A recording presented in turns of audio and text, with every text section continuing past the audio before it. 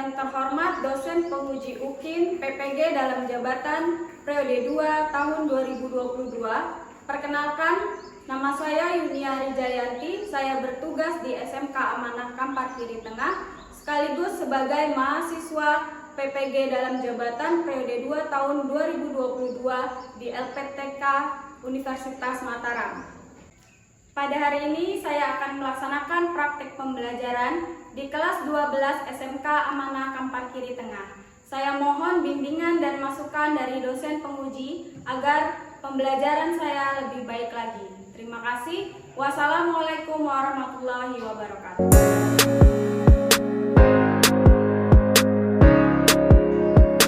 Assalamualaikum warahmatullahi wabarakatuh. Waalaikumsalam warahmatullahi wabarakatuh. Selamat pagi anak-anak. Pagi Bu. Bagaimana kabarnya hari ini? Alhamdulillah. Ada yang tidak masuk hari ini? Ada. Siapa? Alwi. Kenapa Alwi? Menjaga ibunya di rumah sakit. Oh, sejak kapan? Sejak kemarin 2 hari yang lalu. Ya. Kita doakan bersama-sama ya agar ibunya Alfi segera diberi kesehatan ya. Amin. Oke, sebelum kita mulai pembelajaran seperti biasa, silakan kalian bersihkan diri dan bersihkan lingkungan kalian terlebih dahulu. Jika ada sampah yang masih berserakan, silakan dipungut dulu.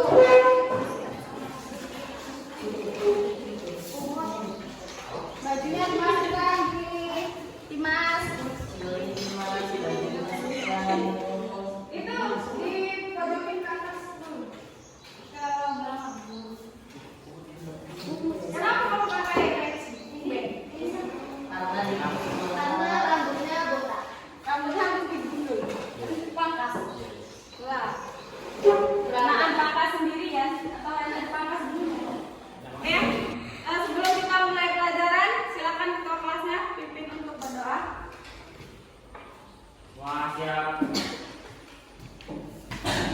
Sebelum kita memulai pelajaran, marilah kita berdoa menurut agama dan kepercayaan kita masing-masing. Doa mulai.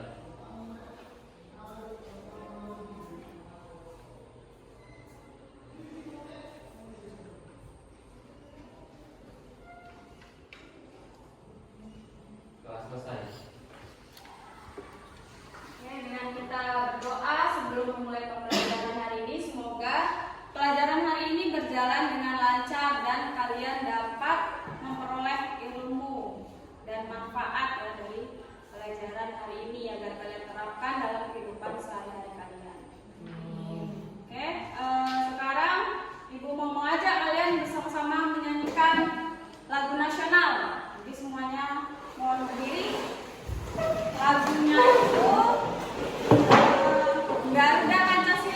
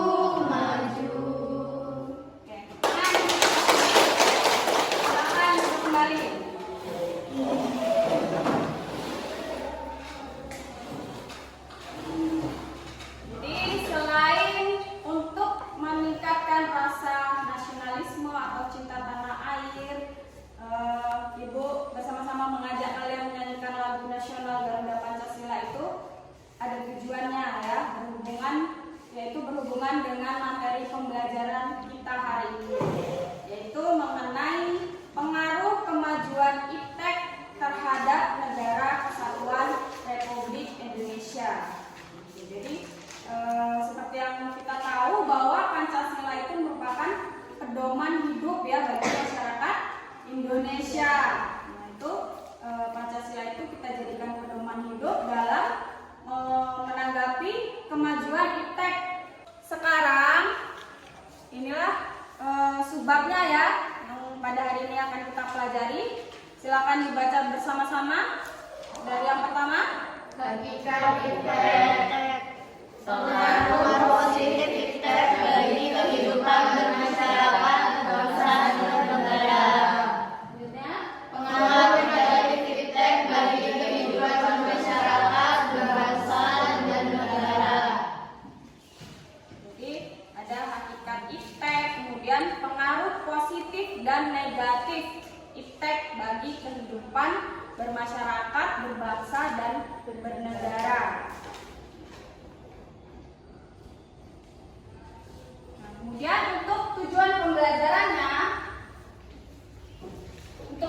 pembelajarannya, jadi kita ini hari ini menggunakan model pembelajaran problem based learning. Artinya kalian nanti akan memecahkan masalah ya, akan memberikan solusi seperti itu. Nah, setelah kalian mengikuti pembelajaran hari ini, kalian mampu menjelaskan pengertian iptek, kemudian dapat mengidentifikasi pengaruh positif dan negatif kemajuan iptek, dan kalian dapat menganalisis dan menyaji hasil analisis tersebut mengenai dampak atau pengaruh kemajuan iptek. Nah, untuk manfaatnya setelah mengikuti pembelajaran ini, diharapkan kalian dapat mengetahui dampak positif dan negatif kemajuan iptek. Kemudian kalian juga dapat memanfaatkan kemajuan iptek itu dengan baik ya, dan meninggalkan atau menghindari dampak-dampak negatif dari kemajuan iptek. Seperti itu. Untuk penilaiannya seperti biasa, di dalam pembelajaran PPKN itu ada 3 penilaian ya. Untuk penilaian sikap itu Ibu ambil dengan cara mengamati atau mengobservasi sikap kalian selama pembelajaran ya. Itu mengenai sikap sosial dan sikap spiritual kalian. Kemudian kalau nilai pengetahuan itu diambil dari tugas-tugas kalian dan ulangan kalian. Itu bentuknya adalah uraian. Kemudian nilai keterampilan. Nah, nilai keterampilan ini Ibu ambil nanti dari diskusi kelompok dan presentasi kalian. Jadi kalian nanti akan Ibu bagi kelompok, kalian akan menganalisis mengenai pengaruh iptek tadi. Kemudian kalian berdiskusi dengan kelompok kalian dan mempresentasikan hasil diskusi kalian ke depan kelas.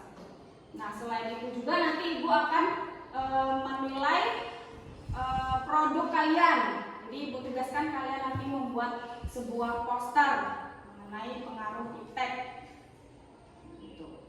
Pengaruh kemajuan iptek.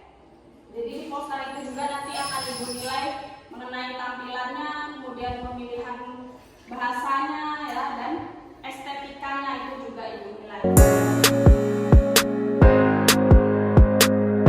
Oke, sekarang kita langsung masuk ke materi pembelajaran kita ya. Untuk lebih memahami materi tersebut, silakan kalian saksikan video yang akan Ibu tayangkan.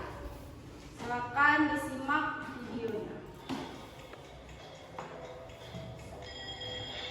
Setiap pagi mungkin kita bangun karena dengar suara alarm di HP kita. Sambil melek di pinggir kasur, buka HP dulu, update media sosial, dan sehabis mandi langsung berangkat ke sekolah naik ojek online, dan kalau mau jajan tinggal pesan makan. Semua lewat HP kita. Tapi pernah nggak sih kepikiran kalau di zaman dulu semua teknologi ini emang belum ada? Terus gimana sih rasanya hidup di zaman sebelum teknologi yang kita kenal itu bukan? Jadi lebih enak mana hidup di zaman sekarang atau jauh lebih kemajuan? Pastinya bagi jauh lebih enak hidup sekarang. 70 tahun yang lalu jelas belum ada internet, belum ada YouTube video ini, dan tentunya belum ada smartphone. Tiap pagi penuhnya sama jam waker. Kalau orang kita harus pakai telepon lagi. Dulu kita nyimpen data-data masih ditulis di kertas, dan satu CD bisa nyimpen data sama dengan 19 meter tumpukan kertas. Dan akhirnya zaman sekarang kita udah biasa menghubungi memori 1 tera. Padahal kalau menjadi tumpukan kertas juga bakalan setinggi gunung Everest yang ditutupi.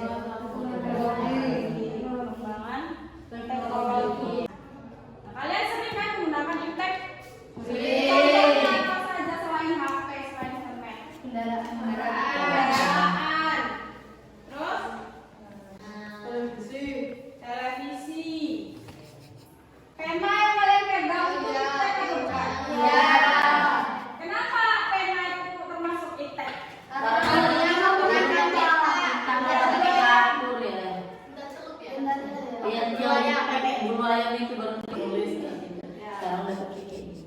Oke, berarti lebih mudah sekarang kan? Ya, itulah hakikat dari iptek ya. Iptek itu mempermudah kehidupan atau aktivitas manusia. Jadi iptek itu adalah ilmu pengetahuan dan teknologi.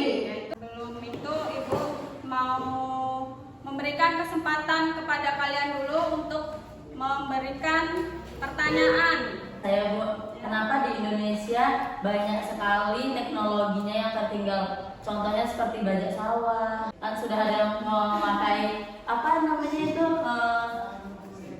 yang modern, sedangkan kita masih banyak orang yang menggunakan cangkul. Ya. Kenapa di Indonesia ini masih tertinggal ya ipteknya dari negara lain? Jadi kita lihat dari sejarahnya Indonesia ini. Negara Indonesia ini pernah dijajah berabad-abad ya oleh bangsa lain. Jadi ipteknya itu terhambat ya. Dan negara yang menjajah kita itu tidak memberikan kesempatan kepada kita untuk mengembangkan ilmu pengetahuan dan teknologi. Jadi itu bisa menjadi faktor penghambat perkembangan iptek di Indonesia. Itu salah satunya. Dulu ketika zaman penjajahan, anak-anak itu yang dari rakyat biasa masih sulit untuk bersekolah ya kan. Sudah bisa dipahami Rindu? Iya sudah Bu, terima kasih atas jawabannya yang Ibu berikan. Oke, nah sekarang kita bahas mengenai pengaruh positif kemajuan iptek. Nah ada beberapa aspek. Nah sekarang kita bahas satu-satu mengenai pengaruh positif di dalam aspek politik. Pelaksanaan pemerintah itu bisa menjadi lebih transparan, gitu, lebih terbuka. Nah, hal itu bisa menghindari atau mencegah terjadinya KKN. Tahu KKN kan? Sudah belajar? Apa itu KKN? Korupsi dan nepotisme. Kemudian adanya kebebasan. Jadi masyarakat itu lebih bisa bebas berpendapat, yang menyampaikan aspirasinya atau pendapatnya, sehingga menimbulkan demokrasi yang lebih baik ya. Jadi partisipasi masyarakat itu lebih meningkat.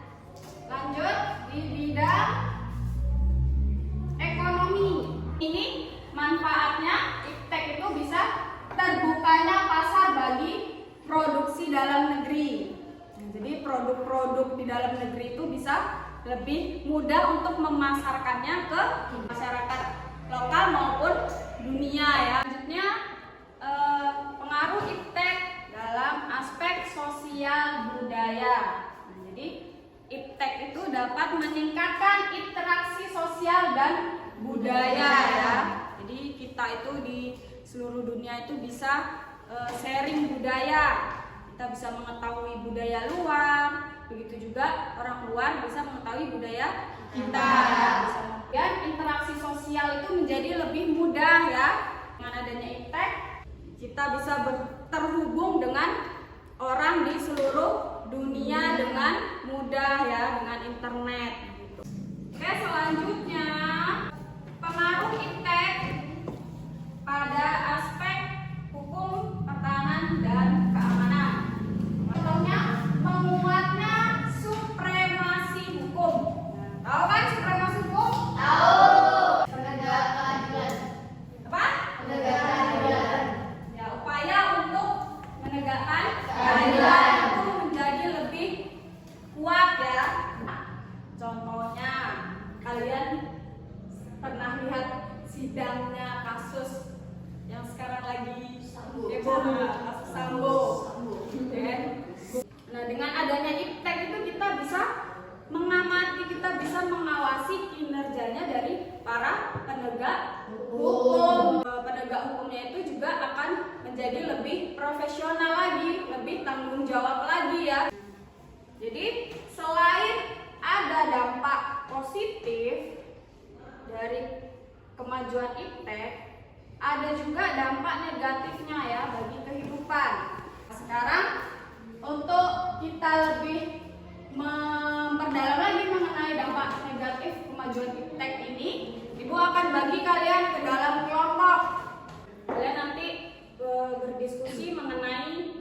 negatif dalam aspek tersebut. Kemudian nanti kalian pilih salah satu dampak negatif yang menarik untuk kalian.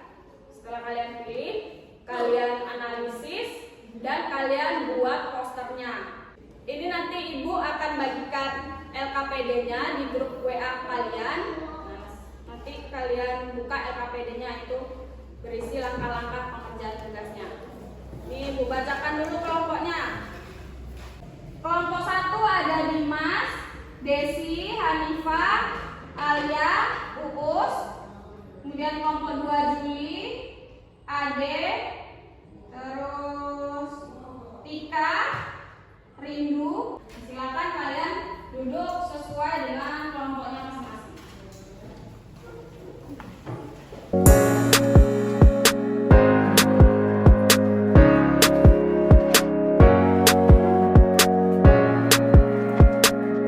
Lembar kerjanya silakan kalian buka. Nah, di situ sudah ibu bagi ya, kelompok 1 kalian mengerjakan dampak negatif impact pada aspek politik dan ekonomi. Kalau kelompoknya Juli, dampak negatif impact pada aspek sosial budaya dan hukum, pertahanan dan keamanan. Silakan kalian pilih satu saja contoh nyatanya, contoh yang menarik bagi kalian, yang dekat dengan kehidupan sehari-hari kalian. Nah, kalian analisis mengenai akibat dan penyebabnya, kemudian kalian berikan strategi untuk mengatasi hal tersebut. Nah, setelah itu kalian bentuk dalam sebuah poster. Kalian sudah belajar desain grafis kan? Sudah. Silakan kalian manfaatkan kemampuan iptek kalian itu untuk membuatkan poster. Silakan berdiskusi dengan kelompoknya.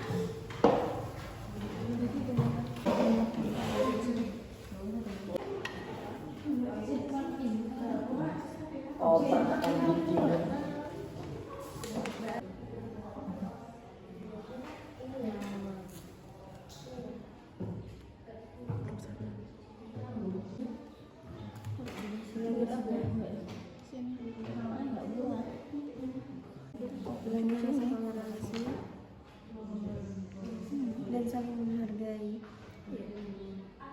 Gitu aja.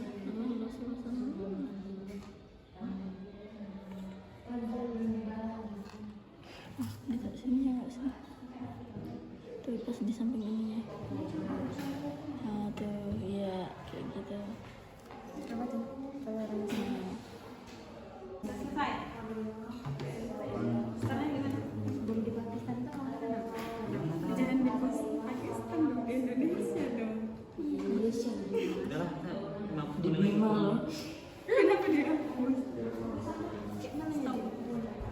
Radikalis. ini contohnya di Pakistan. Ya kamu yang ngambil.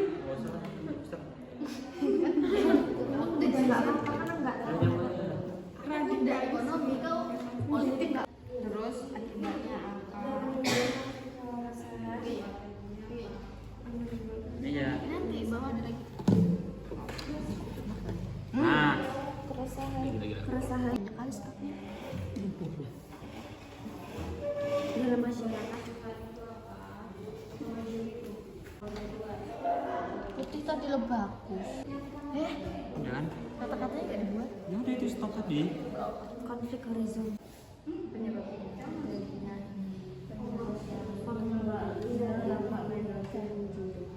Ini nggak sih efek negatif penggunaan handphone?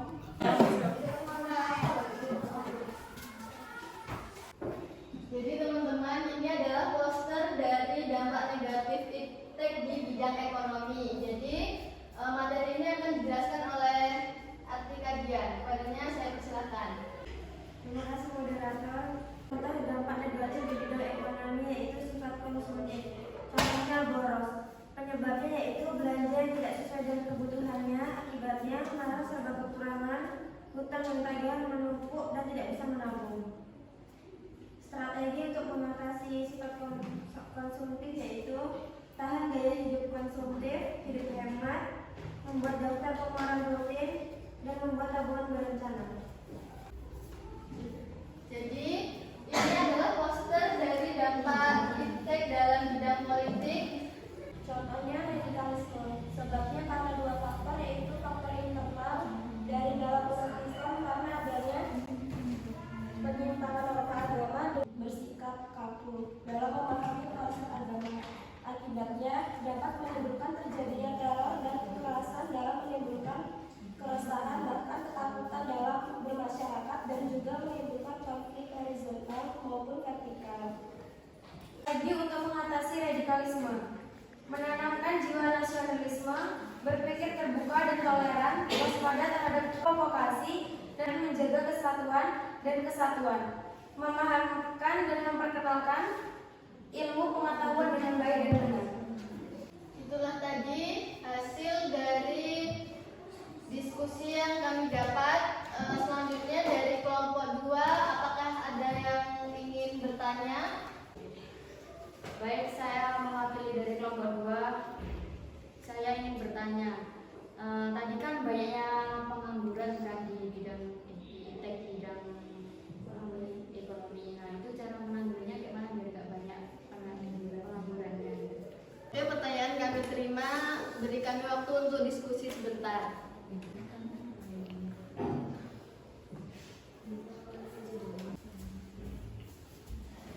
Baik, kelompok kami akan menjawab pertanyaan dari kelompok 2.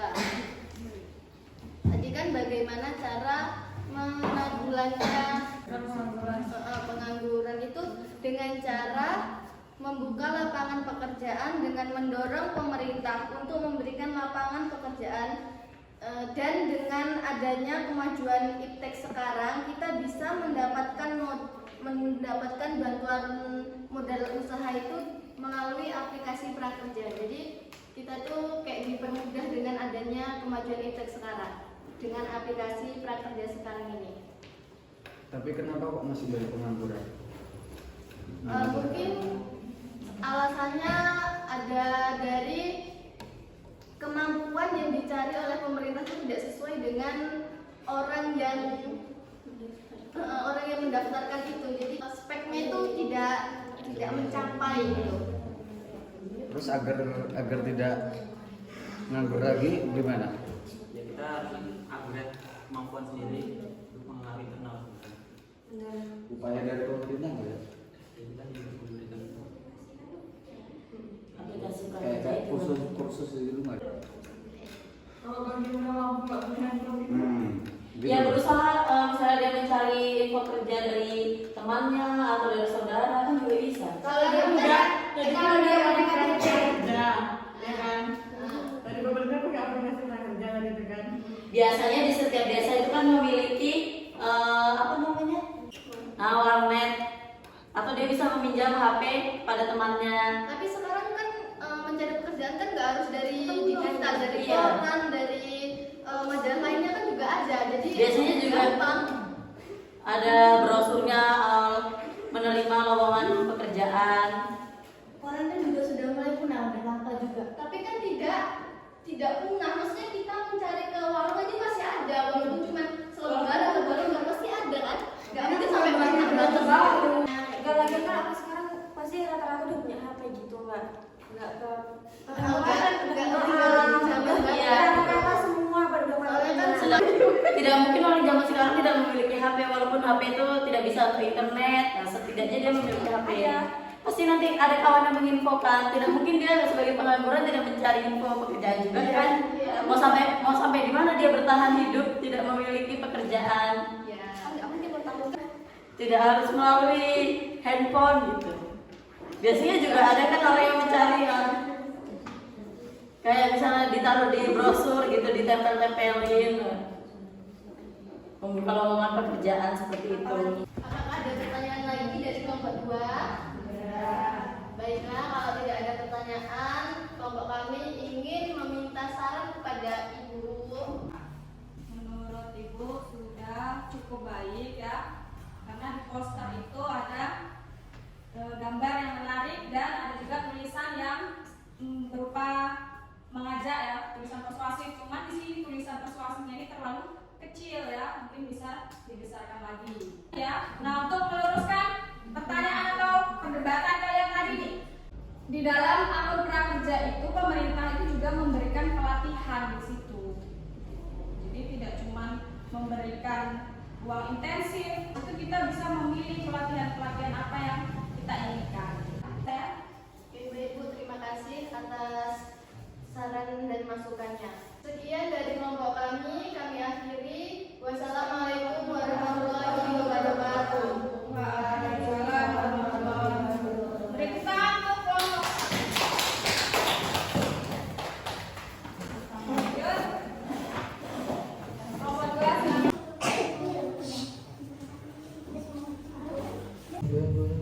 Assalamualaikum warahmatullahi wabarakatuh. Waalaikumsalam warahmatullahi wabarakatuh.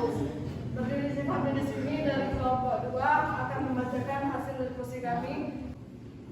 Strategi mengatasi penggunaan handphone yang berlebihan sejak dini. 1. Komunikasi dengan anak. 2. Batasi penggunaan. 3. Ajarkan anak pentingnya menahan diri. Pastikan untuk memberikan pujian pada anak ketika ia berhasil menahan diri untuk tidak bermain game dan mengikuti aturan yang telah diterapkan. 5. Berikan contoh yang baik. 6. Perbanyak waktu bersama anak dan sediakan permainan yang alternatif. Selanjutnya masuk ke aspek dampak negatif dari iptek yang kedua, yaitu dalam bidang pertahanan dan keamanan. Berikut poster dari bidang pertahanan dan keamanan. Penyebab kericuhan tersebut sehingga menimbulkan perbuatan anarkis dengan turun ke lapangan karena kecewa dan kemudian diikuti yang lain, sehingga membuat pihak keamanan menyemprot gas air mata kepada ribuan supporter yang ada di lapangan, sehingga menimbulkan banyak korban jiwa. Kericuhan ini telah menyebabkan lemahnya keamanan dan pertahanan, di mana masyarakat kurang kesadaran dalam menjaga keamanan dan tata tertib, dan pihak berwajib kurang menjamin keamanannya. Oke, itu tadi merupakan materi hasil diskusi kami dari dampak negatif iptek dalam bidang sosial budaya dan dalam bidang pertahanan dan keamanan. Selanjutnya, kami persilakan kepada kelompok 1 untuk memberikan tanggapan, kritik, dan sarannya. Baiklah, saya sebagai dari kelompok 1 di sini saya akan bertanya. Kan tadi kan banyak korban jiwa kan karena kericuhan. Nah, pastinya kan sepak bola itu kan nasional. Standar keamanan itu pasti kan udah ditanggulangi. Tapi kenapa masih ada korban jiwa? Supporternya masih Brutal gitu loh, masih apa sih melawan Iya, betul. keamanan gitu.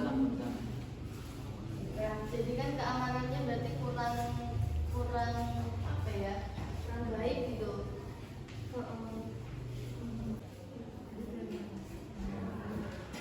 Terima kasih kepada kelompok 1 yang sudah memberikan pertanyaan. Selanjutnya, kelompok kami akan mencoba menjawab pertanyaan dari kelompok 1. Akan dijawab oleh Saudari Ustazah Hasanah. Kepadanya dipersilakan. Banyaknya korban jiwa itu karena awal mulanya kan supporter kecewa karena Arema kalah. Jadi ada yang turun ke lapangan buat kayak mengungkapin kekecewaan dia sama pemain Arema tersebut. Nah, dari melihat temannya ada yang turun, jadi banyak juga yang turun ke lapangan. Jadi penegak hukumnya juga mulai menyemprotkan ini gas air. Terus itu pas udah banyak gas air yang disemprotin, banyak yang mau keluar tapi pintunya ditutup. Jadi banyak yang berdesakan sehingga juga banyak yang disemprotkan gas air mata, jadi mereka sesak napas dan meninggal di tempat. Jadi keamanannya itu seperti apa kan tadi katanya Ya kurangnya keamanannya tuh karena keamanan juga kurang ketat gitu. Keamanan juga perlu dipersiapkan, keamanannya kan udah segini. Ternyata kan bulan malam ada kejadian itu tadi. Kejadian itu juga pada sempat kewalahan karena banyaknya supporter yang pada turun ke lapangan. Jadi pihak petugas itu kurang mempersiapkan keamanan di dalam lapangan. Karena kan di rencana sebelumnya tidak ada rencana seperti itu. Kenapa penegak hukum itu tidak membuka pintunya, sedangkan di situ kan ada kejadian itu.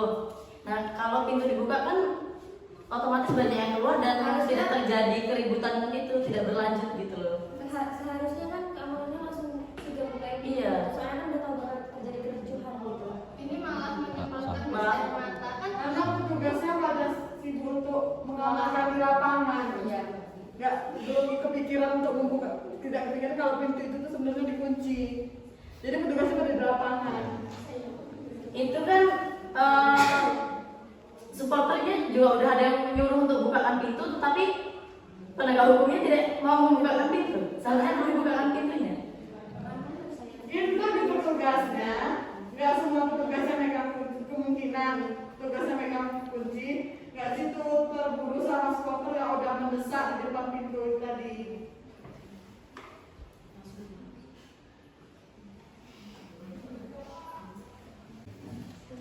Jadi kalau kayak gitu tuh salah siapa? Soalnya kan penegak hukum tuh apa ya, keamanan tuh kan udah tahu hal seperti itu, malah menyemprotkan gas air mata itu malah membuat suasana jadi keruh. Jadi Ya, itu semua salah siapa itu? Sedangkan gas air mata itu kan apa ya? Bahaya gitu. Udah tahu bahaya kan disemprotkan banyak orang, banyak anak kecil semuanya. Anak Jadi, bayi. Menimbulkan korban jiwa tadi. Iya. Jadi gini, kesalahannya tuh ada dua belah pihak. Yang pertama, supporternya ini nggak ngikutin tata tertib yang ada di stadion tersebut. Kenapa harus turun lapangan gitu loh? Kan harusnya nggak boleh gitu. Kan kalau udah kalah ya udah menerima ikhlasin, mungkin lain kali bakal menang gitu. Nah yang kedua, keamanannya ini kurang ketat juga. Harusnya juga bisa kayak ngumumin jangan ricu atau gimana gitu, nggak harus langsung nyemprotin gas air itu.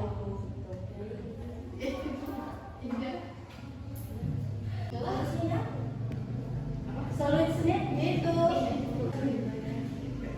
personilnya itu harus lebih banyak dan petugas keamanannya itu harus lebih ketat gitu, menjaga keamanan tersebut dari dalam dan luarnya. Oke, sudah oke. Terima kasih tanggapan dari kelompok 1. Itulah cuma itu yang dapat kami sampaikan dari kelompok 2. Selanjutnya sebagai penutup kami meminta pendapat dari Ibu Mia untuk memberikan tanggapan dari diskusi kami yang sudah. Nah, untuk diskusinya sudah cukup baik, cuman kembali lagi seperti kelompok 1 tadi ya, untuk membawakan materi itu materi yang harus kalian berikan kepada teman-teman kalian itu harus kalian kuasai terlebih dahulu ya. Kalian harus memahami apa yang mau kalian sampaikan. Saya sebagai moderator mohon perwakilan dari kelompok 2 mohon maaf apabila ada kesalahan kata. Kami tutup. Assalamualaikum warahmatullahi wabarakatuh. Waalaikumsalam warahmatullahi wabarakatuh. Beri tangan untuk kelompok kelas. Jadi hasil diskusi kelompok kalian tadi sudah cukup baik ya. Kemudian tanya jawabnya juga sudah baik, sudah aktif, semuanya memberikan pendapat dan menerima pendapat dari kelompok lain ya. Nah, kalian juga sudah memberikan pemecahan masalahnya atau solusinya terhadap kasus-kasus yang sudah kalian berikan. Nah, sekarang silakan kalian kembali ke tempat duduknya masing-masing.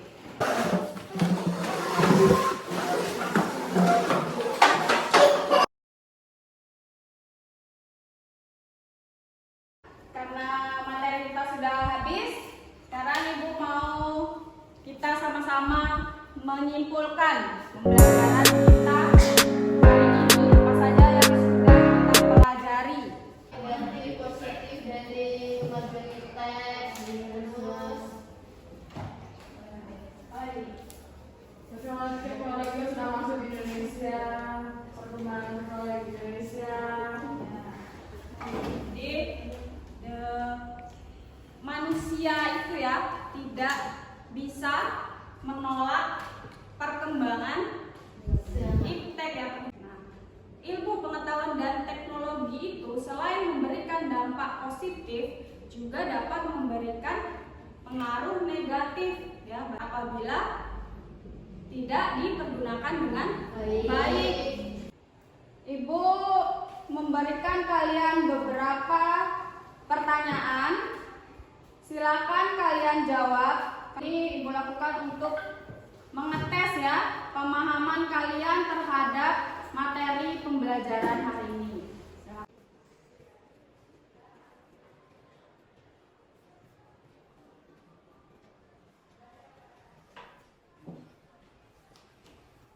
Sudah selesai semua? Sudah. Sudah, silakan ketua kelasnya bantu untuk mengumpulkan buku teman-teman yang lengkap.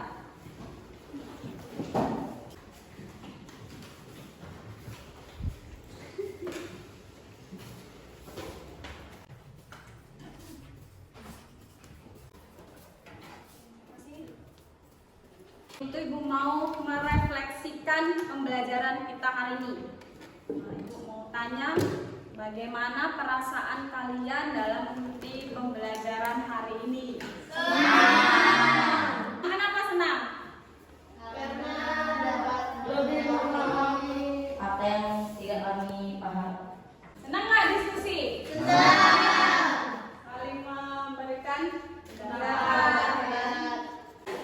manfaat apa yang kalian dapat setelah mengikuti pembelajaran hari ini? Kami tahu tentang perkembangan zaman, teknologi. Ya? Apa lagi? Dampak-dampak yang ditimbulkan. Dapat memilih mana yang baik dan yang buruk dari perkembangan iptek yang kita gunakan. Baik. Nah, kemudian untuk target kalian ke depannya ngapain? lebih memanfaatkan perkembangan teknologi yang sudah masuk di Indonesia. Ya, manfaatkan teknologi dengan baik ya. Ya. Seperti kalian sekarang ini. Nah, insya Allah ke depannya kalian akan menjadi teknisi-teknisi yang handal. Kalian manfaatkan ilmu kalian ini dengan baik. Oke, untuk pembelajaran hari ini sudah selesai. Untuk minggu depan itu materi pembelajarannya adalah mengenai sikap menghadapi pengaruh kemajuan ilmu pengetahuan dan teknologi. Silakan kalian pelajari materinya di rumah agar pembelajaran berikutnya itu lebih maksimal. Silakan ketua kelasnya pimpin untuk berdoa. Sebelum kita mengakhiri pembelajaran hari ini, marilah kita berdoa menurut agama dan kepercayaan kita masing-masing. Doa mulai.